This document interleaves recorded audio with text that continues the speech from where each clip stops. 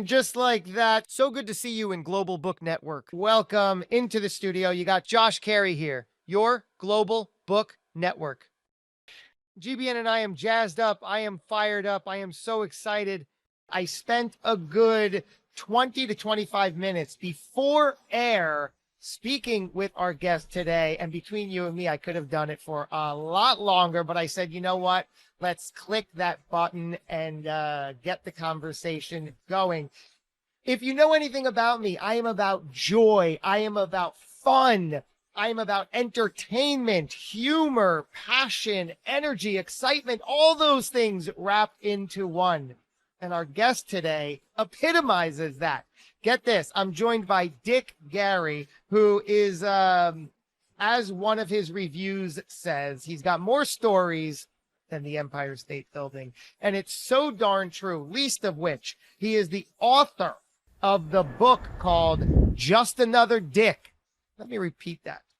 The name of the book is Just Another Dick, the presumptuous memoir of a truly unimportant person. Now, GBN, imagine if we just spent time really investigating all of the nuance of that title. And that's where we're going to begin. Let's welcome to the program, Dick Gary. Thank you for joining in. Thank you for having me. I think I'm going to really enjoy this too. I mean, I think humor is my religion. So thank you. Yeah, of course. I want to start there because I'm glad you connected that. Humor is your religion.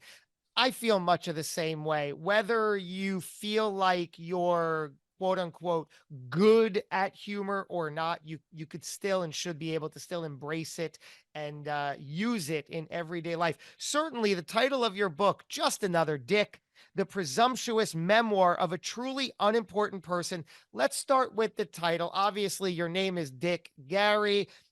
What was it like to come up with that title? Was it an obvious choice? Did you have to work to it? Did anybody resist it? Give me the story behind the title. Okay, I had an advertising agency with my wife, and all our clients were record labels, and that was kind of fun. And one day I was meeting with the creative department, and I had this terrific new idea that they didn't think was so terrific. And they made that perfectly clear. And finally I said, well, don't pay any attention to me. I'm just another dick. And they made business cards for me that said, just another dick. And they worked much better than the real ones. So I said, what the hell? I keep them. And then when I started on the book, I thought that. But then I thought, who the hell is going to read this story by this absolute total unknown, you know? I mean, who am I? And so that's how I came up with the presumptuous memoir of a truly unimportant person. Was I thought that I was truly unimportant, but I thought if I said that, it might have some appeal to someone. So. Right, because it's sarcastic, it's ironic, all of those things. Let me give a little bit more context of the book. The book is a candid account of a man who, as you say, started at the bottom and made every wrong choice imaginable, but somehow rose to respectability in the most unconventional ways.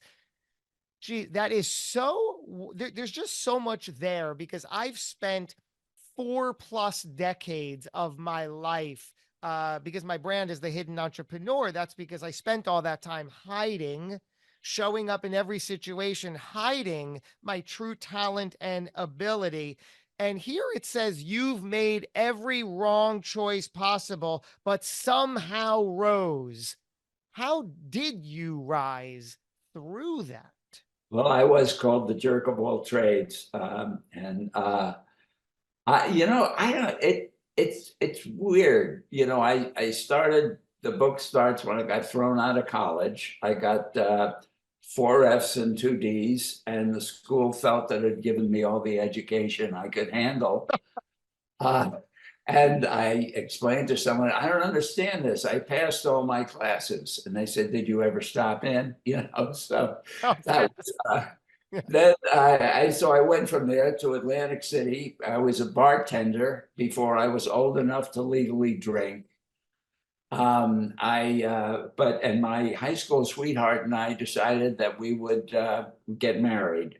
But she had 2 more years of college, and I had the service looming. So we got engaged, I guess you could call it, and that lasted for 16 hours. Uh, meanwhile, I signed up for the army, and I had to go. And in the army, in my days, there was no war. The guys today and the women today are absolute heroes in a horror show. Mine was, it was like a sitcom, if you couldn't take it too seriously. But so I got out of the army. I had a couple of stupid jobs, and I decided I had to go back to college. And I was talking to this New York employment agency, and I had read this ad, and I thought it was for a lifeguard at a women's health club, and I thought that would be fun, but it wasn't. It was for a salesman announcer at an FM station in New York. And I said, I'm not an announcer. And the guy says, and I'm sure you're too busy to go on the interview. I said, the hell with you, I'll go on the interview. And I wound up getting a job at a New York FM station. FM in those days was in its infancy. I didn't even know what it was when I went to the interview. And it was all AM FM stations. They were all duplicate, simulcast. And but I liked it. All of a sudden, I had sold cars in the summertime, in the wintertime at a summer resort.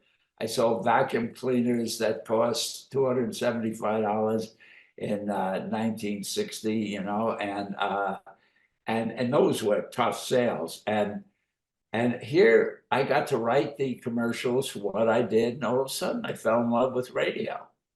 And I guess boredom is a real enemy of mine. When I get bored, I just get helpless, hopeless. And anyway, I took it seriously, and I still had a screwy life on the side, but I advanced in radio and ultimately became the youngest general manager in New York City. And on the side, I ran a racetrack for cars and motorcycles. And I wound up working for Ed Koch in his first congressional campaign. Ed was a character. I absolutely loved him. He used to come up to my apartment in the morning because he liked the subway station I was near. And we'd go out and hand out stuff. And, I had a girlfriend of mine had been a model, and she introduced me to this guy so I could do some real people modeling. The definition of that is you get paid a lot less than the pros. And one day, my boss, who ran the television station, meanwhile, I had been elevated to general manager of the radio station, the youngest guy in New York to be doing that. And my boss calls me down, and he opens up the New York Times, and there's a full page American Airlines ad, and I'm right in the center of it. And he says, don't we pay you enough? And, that was the end of my modeling career. But the point is, I was getting serious. And I finally, I know I told you this, I couldn't stand the people I worked for because they were so conservative, and I was quite liberal. So I told my boss, here I was, the youngest GM in New York. I told my boss I had a terrific idea. He said, what's that? I said, fire me. He said, what? What are you talking about? I said, come on. You don't like me, I don't like you, let's move on. And you have a policy for every 6 months you're here. If you get canned, you get a week's pay. So I'm a paycheck junkie. I can't afford to quit. You got to fire me. And he very happily accommodated me. It sounds like It sounds like you have the life of Frank Abagnale, the real life Catch Me If You Can, where you just did all these things. You said that you were a 16-hour engagement. You were bartending before you were even in Atlantic City, which was probably a whole different Atlantic City than it is today. Yeah. Before you were of age, you had a modeling career. You were the youngest general man. This is absurd, incredible. Yet you call yourself, as the title suggests, a truly unimportant person. Very clever use. I mean, you're a marketing and ad guy, successfully. Tell me about that word, a truly unimportant person. What does that suggest? Well, people in the radio business in New York may have known me. People in the music business, in New York, LA, and Nashville knew me. But by unimportant, I guess I meant nationally. But it was, yeah, it was, and Hmm. I love motorcycle racing. I tried to, when I left my radio job, I tried to find sponsors for motorcycle racers, but I mean, and to syndicate television shows of motorcycle racing, but people were about as interested in motorcycle racing at the time as, it just wasn't happening. But I liked the music business was exciting at that time. Now it's become not so exciting. But then, the people running labels were people who really liked music, not just lawyers and accountants, and it was a kick. I had some strange, Yeah. situations, and there was supposedly connections to the underworld. In fact, there was a part, there was a client in Nashville, an artist. I worked mostly for the labels, and there was a dinner at their house, and someone who was there said, "Hey, your name came up." I said, "Really? What context?" They asked if you were in the mafia. I said, "I hope you didn't tell them I wasn't." So you have this, let's say, colorful history, uh all of these stories, and yet let's go back to being kicked out of college with D's and F's. I didn't fare much better in school. At that point, did you have confidence in yourself that, I'll figure it out? Where did you think you'd ultimately land in life? I didn't give it a thought. I mean, it's interesting. In high school, New York, there's the regents. You have to take these regents exams statewide. And I had already been accepted in college, so, who cared? And so I got to Villanova, and I got a call from the one of the deans that wanted to see me, and I figured, okay, he wants me to go back to my high school and speak, because it was a popular college with that high school. So I went over to his office, and it turns out that was not the purpose of the meeting. The purpose of the meeting was, he said, if I saw these Regents exams, if I saw the results, you wouldn't be here. So as of now, you're on academic probation. Then at the end of the freshman year, I guess some priests were being dropped off, probably by donors, and they saw a group that I was with doing a choral concert and that was really hosted by Jim Beam. And we were told to report to the Dean of Men in the morning. Well, they didn't define that. I assumed it was as soon as I regained consciousness, but apparently Yeah. that's not what the dean felt. And he said there are three kinds of people who shouldn't drink: the Irish, the compulsive, and the creative. And I said, bingo. And he didn't get a kick out of that. But he said, you're not fit to live with Christian gentlemen. And I asked him where I'd find them. And That was, he said, anywhere but on this campus. You no longer live next year on this campus. And through one thing or another, a friend of mine, I wound up, 6 of us rented a 10-acre estate from this alcoholic who needed the money. And the place had its day, I'm sure. And by the time we got there, it would have been a candidate for an article in architectural discuss. I stopped going to class. I'd read Hemingway and all those people, but I was in the business school. And I just stopped going to class. And I never wasn't thinking. I mean, my early life, I never thought about my future.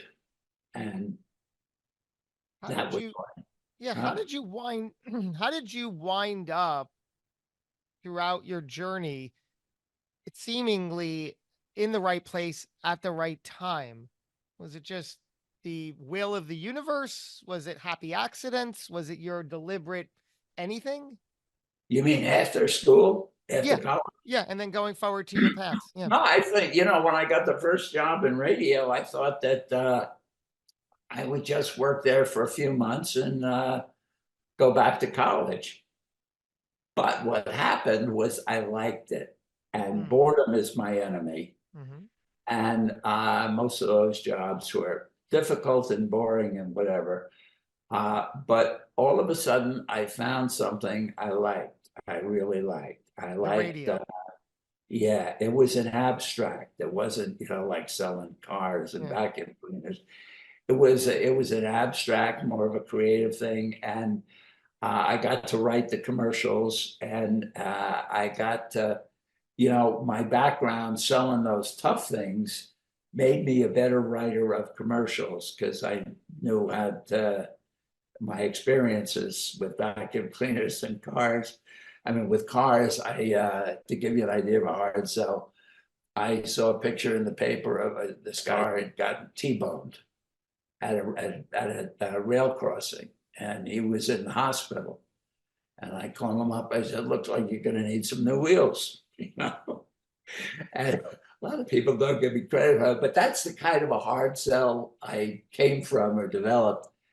And while radio, FM in those days was a hard sell, I liked it. And maybe I liked the entertainment business part of it. I think I liked the creativity of writing the commercials. And I was good at it. And I became the sales manager and, then the general manager. And that's when I, started thinking, I mean, I still told my boss to fire me, but I had the needle in my arm then, and I wanted to. I also got married, and that's an incentive when you are married with a child. You tend to have to bring home the bacon. Yeah. How much of your life throughout this, all of the different career paths, how much was it? I'll just go see what I like, see what happens versus I'm going to make something happen, a deliberate choice. I was lucky through my radio career. I worked hard, and I was highly ethical in all my sales efforts. I think that when I wound up starting my agency and not having, and having to create whatever money I had, I think that's when I really got serious. Tell me about that. What did that look like? How did you get serious? Well, first of all, I had to sell something. I had to have clients in Yeah. order to survive. And I would call people cold Hmm. and give them my pitch, and I wound up with a few. Initially, they were all what's called direct response clients, which means on radio. I use radio because I didn't know how to do television to print, and but you had to have the telephone number 3 times in the spot. And the phone either rang or it didn't. And if it didn't ring, you either had a bad spot or a bad offer. And it rang. I made the telephone ring. So that was very, pleasing to me. It was kind of gratifying, and But that's only and step I, one. huh? That's only step one. Now you have to sell them on the offer. Yeah, yeah, exactly. And we were doing a good job of that. Well, It's then my wife joined me, and it was funny that a guy I had worked for in radio had been an All-American football player. He was from the coal mining regions of Pennsylvania, so there were no silver spoons sticking out his butt, And he wound up in the Naval Academy, and they played a local game against the University of Maryland. And the guy opposite him was this Italian guy from New Jersey, whose father was a union organizer on the docks, and that was Ben. And they played against each other. They hated each other, and they beat the crap out of each other all afternoon. And about 20 years later, they bump into each other in a bar in LA. And turns out that my guy owns a few radio stations, and Ben, the other fellow, is in the record promotion business. And anyway, they got together and started to do things, and they brought me in because I knew radio, and wound up working for what he did was put together something that was really ingenious.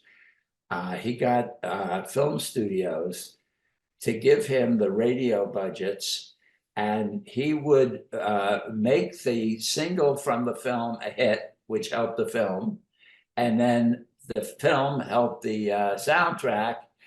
And we got into that, and then I started, calling labels on my own, and doing promotions for artists, and in Vegas and Atlantic City and stuff like that. And I really was motivated.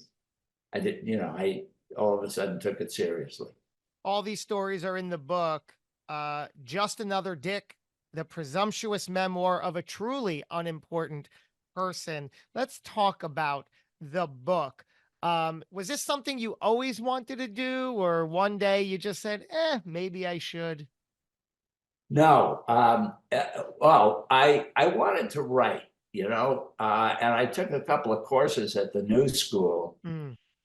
and but I had a job and I didn't have a lot of time. The only time I really had to write, I also raced go-karts, and the only time I had to write was when I couldn't go to work because I either had a go-kart or a motorcycle accident. Hmm. And so, but then at some point I thought, when success had rolled in, I thought, yeah, I should write something for the kids. Yeah. They were adults by then. But so they know more about me, although maybe they already know too much about me. And I started to write on and off and on and off. And then I thought, maybe this thing could be a book. And I kept writing, and it was recommended to this editor, and I got to 400 pages. And I sent her the manuscript, Sure. and she said, well, your first mistake, you single spaced. I now had about 800 pages. Oh my, of just your life stories, your Yeah, oh, thoughts. there's so many. So yeah, I had about 800 pages, and I had to get it down to about between 250. It's now 250 something, 256, I think. So where are the extra 500 pages? I had to have Yeah. them. And that was hard. I mean, I think that, I pretend that I have no ego, but when you're doing the editing and you say, wait a second, that's a great line, but unfortunately it comes at the end of a whole page, so out. It's so funny you bring up ego. I'd love your thoughts on that, because you write, and I know a lot of this is tongue in cheek, your book and the title, but you say a truly unimportant person, but somebody with an ego wouldn't suggest that. See, you have an ego. Yeah, it doesn't everybody. Yeah. I think everybody, I mean, if you're doing something, you want to do it well, and you don't know if whether or not you are, But when it comes in the book area, when it comes time to edit, you kind of like what you wrote and you kind of don't like having to take some of it out, you know? I think that that was the experience that I had. There were certain things I thought were kind of fun, but Yeah. So really, how do you, if we are looking to you to say, wow, I see what you've done in your life. It's magnificent. It's inspiring. It's incredible. What is the core message that you relay? I think the core message is don't be afraid to take a chance. It's your life. This is your life. Take a chance if you have any confidence in yourself, or even if you don't. Because, I mean, how many people spend their lives, their business lives, doing things they hate until they retire or something, and they look back on a career that they just think was terrible. I mean, I can honestly look back and say, I had fun. And sometimes it wasn't so much fun. Some of the fun stories you read weren't fun when they were happening. But I mean, I say what makes me, I guess, happy is the fact I wasn't afraid to take a chance because I felt I had nothing to lose.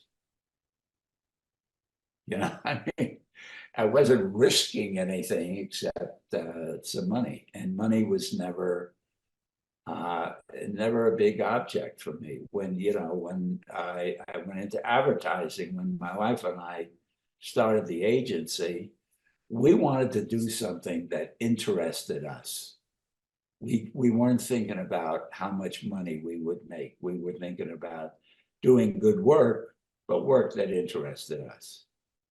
How important is somebody like your wife in a partnership?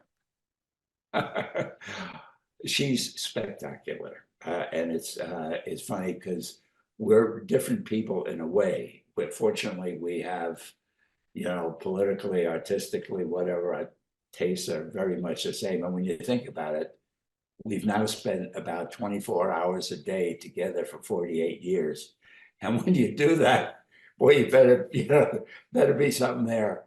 But she is much more.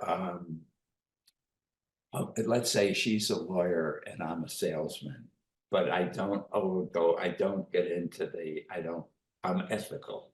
And I would say that she's the brain and I'm the mouth. And we work very well together. And Dick, you are 87 years young, and obviously, right, 87 years. Yeah. You've Yeah. lived spectacularly. Any any regrets you look back on? I feel badly for my mother because she was just spectacular. So generous, so wonderful. She was Irish, and that the Irish humor and everything. I would say I'm Polish and Irish. I may be stupid, but I'm too drunk to know it. Things like getting out of college, and she was paying for, and she didn't have a lot of money. She was sacrificing for me, and I let her down. That feels really bad.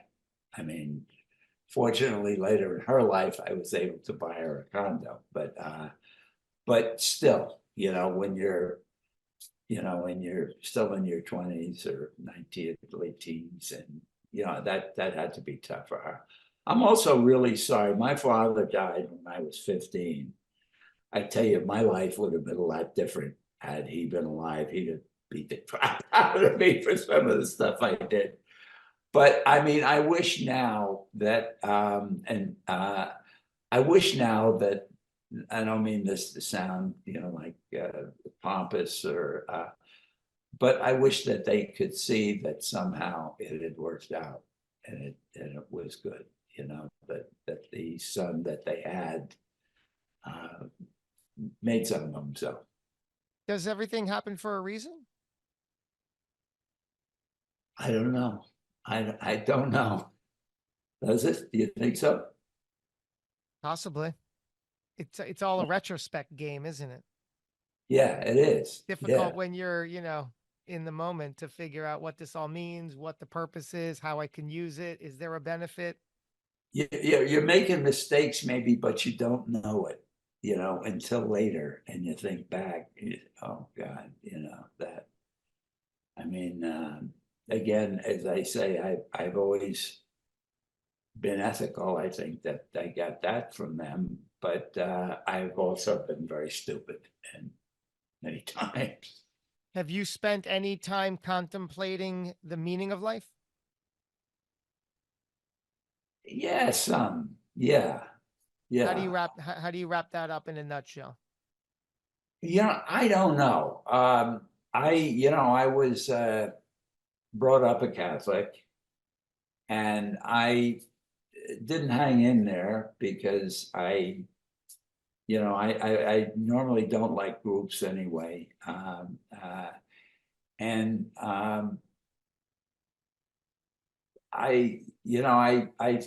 is there a God? I think, I think, and I hope there is. I'm not an atheist or anything like that.